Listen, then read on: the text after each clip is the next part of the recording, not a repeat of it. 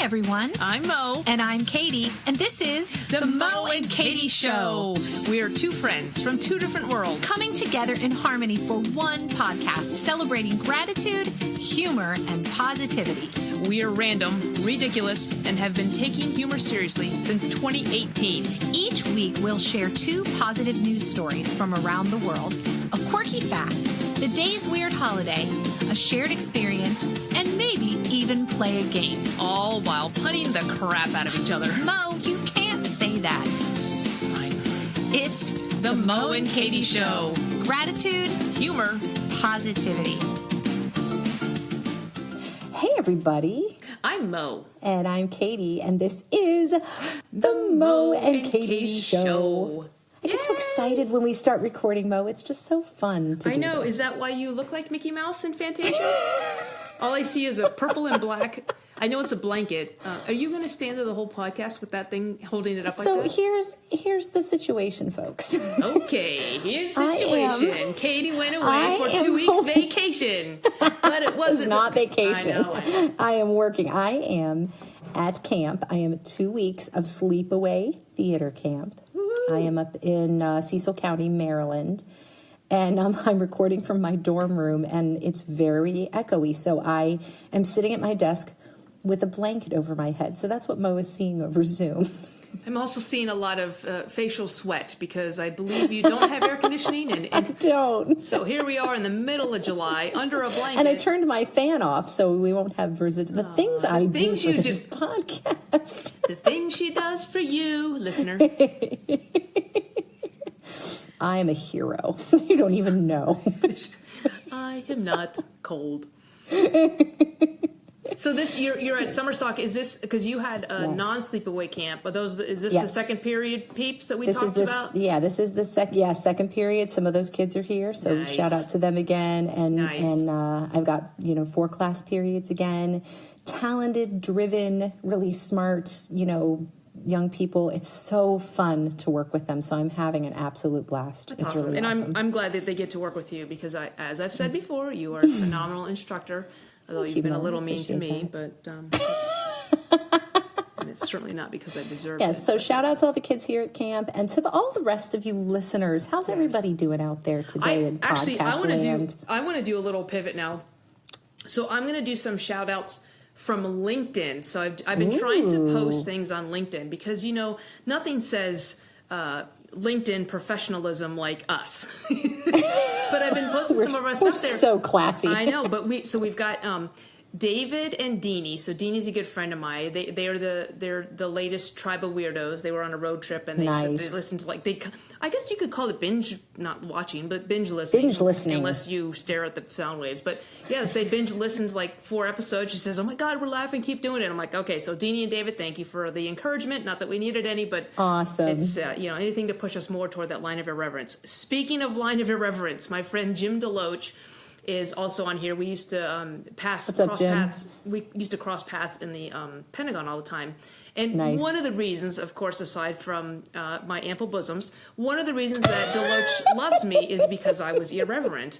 So he was a little hesitant when he saw that I was going to have to pull myself back. But he says he is able to reverse engineer his veteran to civilian filter and basically read my mind and hear all the irreverence that is... That's perfect, Mo, because you still get to be irreverent and understood, even though I don't let you completely, swim past that line of irreverence. Right. So. And Jim has also promised us some heckling, so I'm looking forward to that. Sweet. Bring it, Jim. And our biggest LinkedIn friend is Sean McAndrew, who we actually met through Owls when we did the moderation panel. Hi, Sean. Whenever that was. But she also...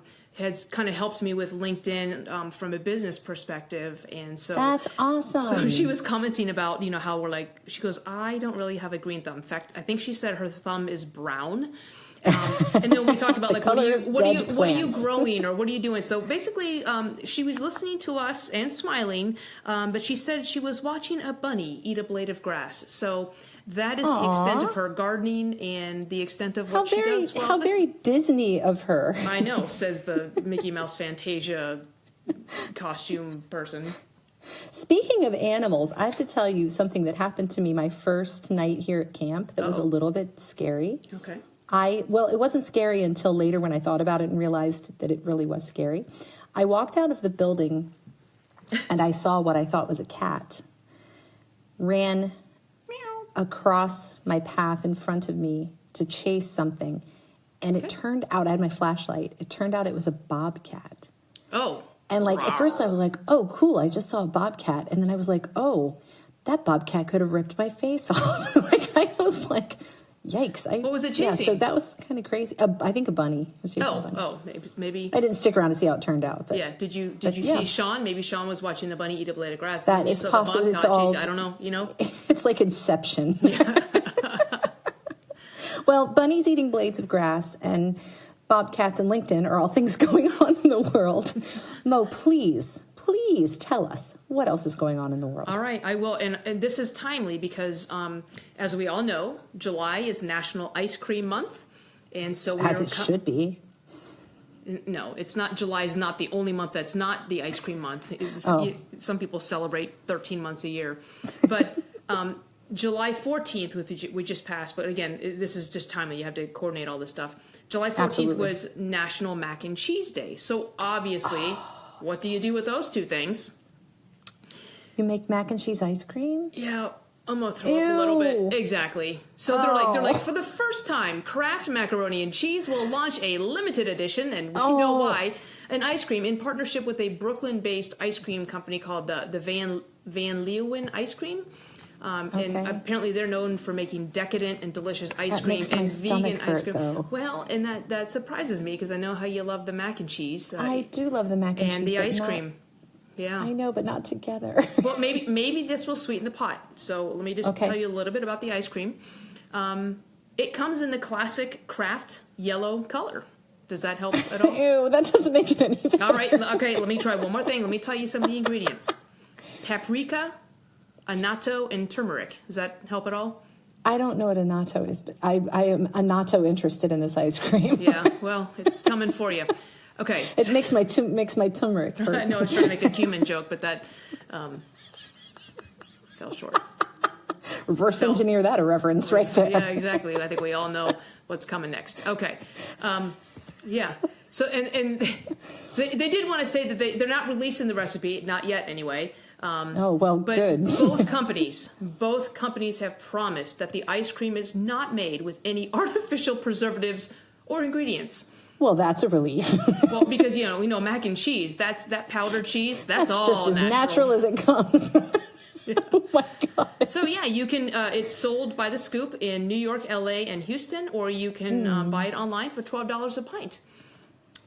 Wow, I think I'm going to pass on that one, but thank you for the And when you say that, it literally makes my stomach kind of turn. So, which actually is a nice segue into my story, because if I were to get sick, of course I would need to maybe go poop into the bathroom, and you did say sweeten the pot as well. So that all segues beautifully, because I want to tell you about some toilets in South Korea.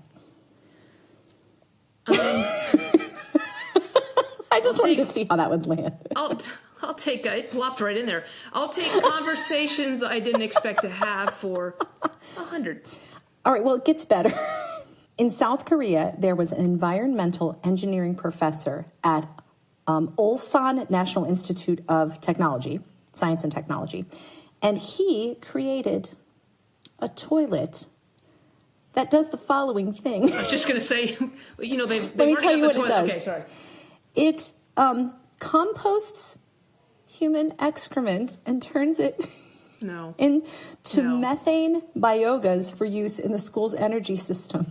So they're basically making money off of their poo. So when someone says they're dropping their kids off at the pool, So what it does is it has a powerful vacuum that sucks.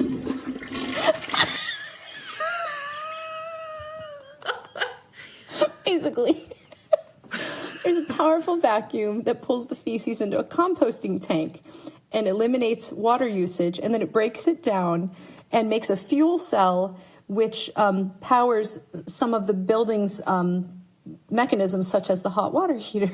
But wait, there's more. But waste, there's more. But waste, there's more. Also, what they've done is they've created a digital token, and when students use the toilet, they can actually earn coin and credit to spend at the school store. Dude. I'm serious. This is a real thing. Do we know what the tokens look like? Are they brown? Is it like a little poop emoji? So the article says they can spend their feces financing on coffee and other items in the school cafeteria. I would not spend my feces financing on, hey, this lunch brought to you by feces financing. Poop Guess coins. how I bought this coffee. Coffee's not what you, wow. Just when I thought this article was dung, it just keeps on going. So, well, that's why, when we do what's going on in the world, that's why you go number 2. So one of the post-grad students, his name is Hyo Hoonjin, said, I have only ever thought the feces are dirty, but now it is a treasure of great value to me. Well, because there's some dumb kid who didn't read the whole memo and thinks his feces financing is the actual product and not the token, so some kid's gone into the shops like, I'd like a pencil eraser, and just plops down a bag of poop, you know what I mean? I think we have achieved a new low today, but I'm still very proud of us. And that you started it. I did. I do have questions. Like, because you have to wonder, like, so I'm curious if at the what's the poop post office, where's the gift shop that you It's like, the cafeteria store, the store, like any of the school's shops, like the, bookstore or whatever. Yeah, because, like, what would be, I guess they have to do it like that, because you could go purchase things with normal human coinage, yes, versus normal human body weight. But you don't want some guy, like, in there flaunting some really cool dongle from his backpack and go, like, you can only get that with poop money. With your poop coin. Yeah, and the coins are called, like, it's I'm not sure how to pronounce it, because it's got I got a little change in my pocket going Gagool, like Ggool. Oh, and the name of the coin, Gagool, in Korean means honey. So it puts a whole new definition of the word honey pot. Yeah, and that's not a pot you want to be sweetened. Unless, all right, I think you're going to be relieved today for me to move on to my quirky fact. Yes, you can take yourself off the throne now, and then wow. All right, well, my quirky fact has to do with the Olympics, which are just starting. So exciting. Thank you. Oh, thank you, Mo. That's so nice. Did you know my quirky Olympic fact is that at least one of the colors in the Olympic flag appears in all of the national flags? White. Well, that's the color of the flag, the rings. I'm talking about the rings. You said the flag. The rings. Well, yeah, I guess white would count. So every single country that competes in the Olympics has at least one of the colors. Wait, all of them. I don't know why you're guessing colors. Because all of the colors, at least one of the colors of the Olympic flag appears on all national flags. And I'm guessing red. Well, for one country it might be red, one country it might be green, one country it might be blue. Well, that's not the same. What's the fact? This is like playing cahoots. At least one of the colors. Half the sum of purple must be 2/3 the time of orange. Oh my gosh, Mo and I are playing this game that is kicking our butts. Let's not talk about it because it's not happy. Well, I feel like you are talking about it. I'm not. Listen. I am listening. At least one of the colors of the Olympic flag. And I'm guessing red. No. At least one of the colors of the Olympic flag. What are the colors in the Olympic? What are the colors in the Olympic flag? Yellow, green, red, blue. Is that it? Okay, so at least one of those colors is in every country's flag. Every country that competes has one of the Olympic ring colors in its flag, at least one. Oh. Yeah, that's different than red. So what you're saying is every country that competes has a color in their flag that is represented on the Olympic flag. Yes. Okay, that's not how I understood. Why didn't I say that? Anyway, happy Olympics, everybody. What's your favorite Summer Olympics event to watch, Mo? Red. You know damn well what my favorite sport is. You've watched me watch it at Quartet. Moe is a big soccer fan. Moe's just a big fan. Moe can't sit still when she's watching soccer. She paces, and it's really quite fascinating. You literally could, like, paint her red, and she wouldn't notice while she's watching soccer. Then I could say that I was the color that's in every Olympic country competing flag. All right, please save this. Tell us what today is. All right, Grandma. That's a compliment, because today is Gorgeous Grandma Day. Hashtag. Do you have a gorgeous grandma in your life, listeners? Hang on, though. This day was created by Alice Solomon, and she created it in 1984 to honor all women of a certain age, whether they are grandmothers or not. Because it is time to recognize their accomplishments and their abilities, and their lives have only just begun. So again, power to the people. We are embracing the age of the Nana, and we are encouraging all women to flaunt their granny attitudes with purpose and style. I like how you did like your head to the side. I know, because you're lucky I didn't say granny panties, although I just did. All right. So here's the deal. Here's the checklist for who is a gorgeous grandma. Okay. She is every woman over 50, 60, or 70. Who believes she has her whole life ahead of her, not her whole life behind her, who wants to get the most out of every day of her life, who wants to thrive, not just survive, who cares for her mind and her body, who remains adaptable to life's bittersweet as well as sweet moments, cherishes herself as much as she cherishes her loved ones, and refuses to remain static. She is always opening to learning, to new ideas, to new challenges, and to new experiences. Loves life. So if we didn't just make a listener who can holler, know it. I'm telling you. Then I don't even know. Yep. You know so what? You said I would spend my feces finances on this. All my poo is going to you, gorgeous grandma. So I just want to clarify. All my poo is going to you. What? So listen, I just want to clarify. You said women in their 50s, 60s, and 70s. No, I specifically said every woman over 50, 60, or 70. Oh, okay. So, yeah, you can celebrate in 2 years, and I cannot celebrate this year for now. Don't pipe down. So, yeah, channel your Nana. This is the age of the Nana. I just thought that was really cool. Yeah, that's really awesome. It kind of speaks to second acts too, right? So absolutely, it's kind of like, my maternal grandma, my grandma Dot, she and I had a really special relationship, and she was just like, she would take tap dancing lessons and fly to Hawaii, and like she just did all this stuff. Like she never slowed down. It was really incredible. She's super inspirational. That's cool. Is that what you called her, Grandma Dot? Grandma Dot, because her name was Dorothy. But did you call her Grandma Dot, or did you just call her Grandma? We called her Grandma. Yeah, but to differentiate Grandma, when you're talking. And my kids called her Grammy Dot when they came along. So, yeah. So it's fun. And she actually used to call me Little Dot because she and I were so much alike. Aww. And I loved that. That's cool. I loved that. Yeah, absolutely. So speaking of what my grandma used to call me, I thought it would be fun today to talk about little like pet names in terms of endearment that we use for family members, or that family members use for us, or that we've heard of other people using in families, because that's just fun. Yeah.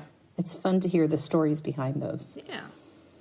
So do you have any, Mo? Do you have any? I'm just trying to think what my dad used to call me. I believe he used to call me Lee, Cindy, Jan, Barb, Earl, Skippy, Lonnie, Pancho, Conchita, Michelle. That's usually he would go through the other five you got all the dogs in there dogs, too. Yeah. If we had a fish name, there was and by the time you figured out who he was talking to, it's like he forgot why he was yelling. Yeah, I'm like, I'm here. Was it to give me my allowance? All right, here, I'm ready. But yeah, no. That's funny. We always joke that my sister, her name is Jennifer, but she went by Jenny growing up. So Mom would call me Katy and her Jenny. Those were our names. You start to say one and you flip to the other one real quick. But your sister calls you. She calls you. My sister calls me Kitty. She is the only person that calls me Kitty. And I call her Fred because I took Jennifer and made it Jennifred, and then I shortened it to Fred. There you go. So, and I'm the only one that calls her Fred, and she's the only one that calls me Kitty. So cool. And you are everybody calls you Mo, but that started as a family nickname too. Yeah, it started as Mish Mo. And I actually went by Mitch in high school, but yeah, started as Mishmel. So my nieces still call me. Did you go by Mitch because there were so many other Michelles? Yeah, there was like 6 Michelles. I'm like, oh my god. But yeah, so like that. My grandparents. So my dad's mom I call grandma. My mom's parents I call grandma, grandpa. My nieces called my dad, their grandfather, Papa. Okay. So it was and we call my mom Gma and Papa. And then I think their paternal grandmother they call her Nana. Okay. But yeah, there's so many nicknames out there. What about like aunts and uncles? Because like my aunt, my mom's sister, I call her NTJ. Like I'll sign because it's Auntie Jane. So I just that's cute. We'll sign it NTJ or NT Jane. So my Aunt Melinda, I sometimes call her Auntie M, just like Wizard of Oz. And my Aunt Brenda, sometimes we'll call her Aunt B, like Mayberry. That's awesome. And then when my dad's name is Alan, and the nieces and nephews, his nieces and nephews, my cousins, would call him, I don't know where this came from, Big Al the kitty's pal. I'm not sure. No one's called him that in years and years, but I remember him being called that. It sounds like a scene from the Old West Saloon or something like That's that. Right. Big Al and the kitty's pal. Yeah, like well, there's a hooker joke in there. But now, being the youngest, Mo, did your siblings have nicknames for you? Like my oldest sister used to call me Cheese, and she used to call herself Mouse because oh, that's cute. Because my siblings are all significantly older than me, and so when I was growing up, like they were all in college and stuff, so she would come home and I didn't recognize her, and I'd be like, I don't know who you are. She's like, I'm a mouse and you're Cheese. I'm gonna eat you, and she chased me around the house. Oh, that's so cute. So yeah, I have a lot of like ornaments that are a mouse, or I'll send her a block of cheese. And ironically, she lives in Wisconsin now, so you know. Well, there you go. Who moved my cheese? It was inevitable. That's awesome. But yeah, we didn't have any. Like I listened to other people, you know, grandma, some first names, and that's why I asked you if you call your grandma Dot, or just grandma. So. Yeah, great. I call both kind of back in the day where you didn't have a bunch of fancy names for grandparents. They were grandma and grandpa. So both sets of mine were grandma and grandpa. But do you hear some people, they were like, well, I went to my grandfather's house. I'm like, my God, that's a lot of syllables. You know what I mean? It's like... Grandmother. Yeah, bring my... I don't know what that Actually, I have some piano students that actually call their grandparents grandmother and grandfather. It's interesting. I don't ever hear that and they're like, you know, middle school age kids. Yeah, but that's... And then when you have kids, then the nicknames really get interesting. Like I call my kids nicknames more than I call them by their real names. Yeah, unfortunately, Katy can't say those because this is a the bleep budget's only spent on me. One of the funny ones is we used to call Josh when he was real little. We called him Joshy, and then we would call him Joshy Bear when he was really little. Aww. So when he started kindergarten, we said, Josh, do you want the teacher to call you Josh or Joshua? And he looked at us real serious, and he goes, I'd like her to call me Joshy Bear. And then Micah, we call Micah Mick more than we call him, and we call Jacob usually J or JJ. So when you call Micah Mick, do you spell it M-I-C or M-I-C? Yeah, just M-I-C. Okay. And then sometimes we'll call him Mickey a lot too. Oh, okay. So yeah, but and then I call him, you know, Bud and Hey you Buzz and Dude and why aren't you answering my text? Yeah, like names like that. And what about your dogs? Like I think you call your dogs anything but their names. Yeah, so you can't repeat some of the things. My pet names for my pet are so the new one is Blueberry Pie, and so sometimes we just call him Blue, sometimes we call him Blueberry. But more than that, you call him Bobblehead. More than anything because else. he looks like a bobblehead. His neck muscles have just not. I don't know. He's so cute. Yeah, so when he walks like a bobble, and he looks like a bobblehead that you would have on your dashboard, so we call him Bobble. But yes, yeah, and then he's super cute. Dozer, we just Dozy, Man, French Man. Yeah. But so here's a question I have for you. Yeah, and he's 10 this week. That's crazy. Yeah. So with aunts and uncles. Mm-hmm. Like, do you call your aunts and uncles, do you call them Aunt Brenda or Aunt B, or do you just call them Brenda now? Interesting that you say that, because I was just around my aunts recently, which is unusual for me because they all live far away. And I realized that I do something. When I'm talking about them to other people, like, hey, well, we're trying to get together with Brenda, or we're trying to get together with Melinda, I call them by their first names. But when I talk to them and address them, I call them Aunt, Aunt so-and-so, Uncle so-and-so. Yeah. But when I'm talking about them, I just say their first names. Yeah, I always wonder if there's like a cutoff age that you drop the aunt. It's almost like this, because I remember my niece Allie and I were playing soccer on the summer league, and we were on the same team, and she was passing the ball, and of course everybody knows me as Mo, and for her I'm Aunt Mish Mo, and I remember she was passing me the ball or something, she's like, Mo, I'm open, and she was, whatever, and that's what you do during the game. Yeah. After the play was over and the ball was dead for a bit, she came over and she goes, I'm so sorry, Aunt Mish Mo, I'm so sorry, Aunt Mish Mo. But it was like this, to me it reminded me of like being in the military with a rank, because you don't, you call someone by their rank and last name, you don't necessarily, and certainly for a higher ranking person, you don't call them by their first name. You use rank and last name, or maybe rank and first name, depends. But I just remember that, and then I was just kind of thinking, is there an age where you drop the aunt I don't think I ever address them directly to them. I won't call them by their first name, but I will refer to them as their first. It's weird, but I literally just realized like last month that's how I do it. It was kind of funny. Anyway, so sometimes my boys like to call me by my first name just to catch me off guard. I'll hand them something and they'll go, "Thanks, Katie," and I'm like, "What?" No. No. It's just kind of fun. So, well, that's fun. So, listeners, what kind of family nicknames do you have flying around? What did you call your grandparents, your kids, your pets, your significant others? What kind of nicknames you got going on there? Because we want to hear them, especially if they're like really like unusual or have a cool story. Tell us a cool story. Yeah, that would be fun. So, cool. All right. Well, Mo, I think we should play a game today. Yes, I'm in. We like games. Yeah. Except for this Cahoots game that we can't seem to beat. So frustrating.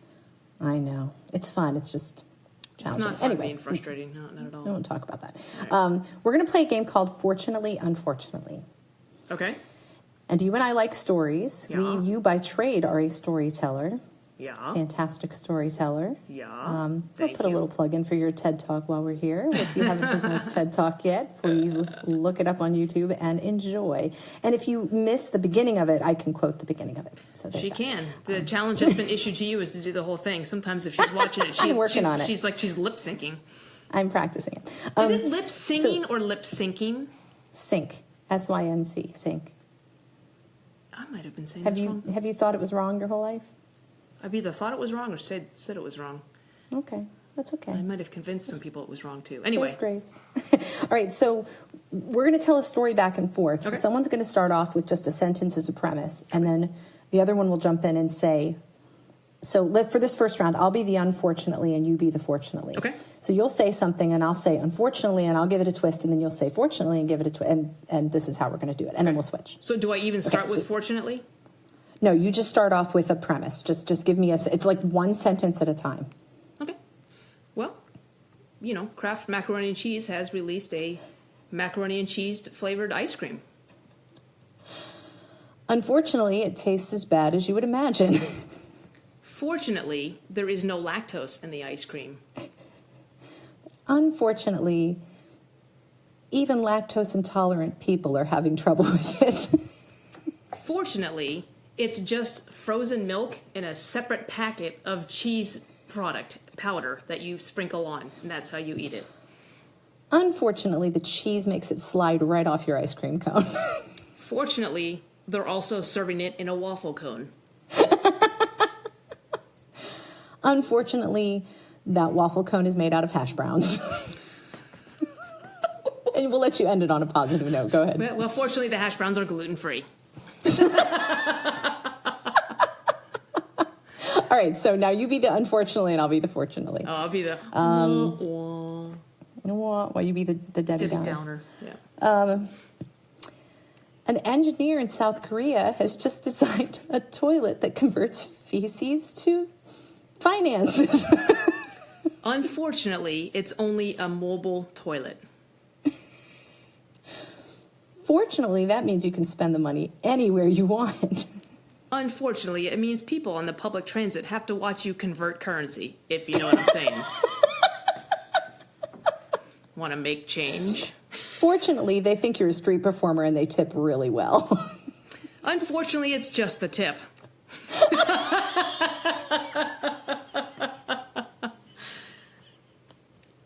That is usable currency. Now's the time I wait to see if I'm going to have to edit that out. She's still laughing. That's promising. What we're looking for is for Katy. I have to end this on. I've done this on a good note. Fortunately, I don't know. I think I just won the game. Fortunately, no. Fortunately, the fact that you're using it on the subway car means you get the whole subway car to yourself. All right, let's do one more. You start. Okay. I am tempted to go to the Lego store and buy the Lego vintage typewriter. Unfortunately, the typewriter doesn't really type. Fortunately, it has a Bluetooth connector so that you can make it seem like it's typing just by typing in your phone. Are you telling me the truth right now? I'm playing a game. Okay. Unfortunately, what part of we're playing a game? You came up with this game. It only types in South Korean. Fortunately, South Korean is translated or converted to dung dollars. Did we end up here? Unfortunately, the Lego store does not take that currency. Fortunately, the one in Korea, North and South, does. And scene. Why did it have to be South Korea? Why did it have to be South Korea that had the dung toilet converting thing? I don't know. Makes such a better stigma there. Well, friends, play this with a friend. Fortunately, unfortunately, throw us a sentence and we will volley it back and forth with you in the comments. So please bring it on. Let's play some fortunately, unfortunately. But the first thing we want to know is pet names for your family members. Second thing we'd like to know, and this is the reason it's number 2, is how would you spend a dung dollar?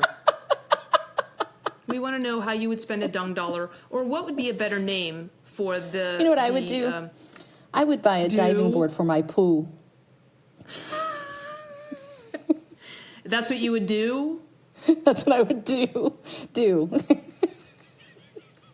To us. All right. Again, I think we're done with these, so I'm going to go ahead and get us a gratitude quote so we can remember that let's just wipe the slate clean. Yeah, let's clean the crack up, and then because we need to spend our energy on gratitude, humor, positivity, and a little less on this ridiculousness. So our gratitude quote today comes from Renée Paule. Gratitude is the appreciation of things that are not deserved, earned, or demanded. Those wonderful things that we take for granted. I love that. Isn't that good? Yeah. Everyday stuff we take for granted, that's what we should be appreciating for sure. Yep. I totally get that. Awesome. I love it. Awesome. All right. So send us your dung dollars. What else you would call the fiscally feces financing. And in the meantime, I will just say, be grateful, keep laughing, and stay positive. And we'll see you next week. Okay, bye. Bye. We got to flush this episode. All right.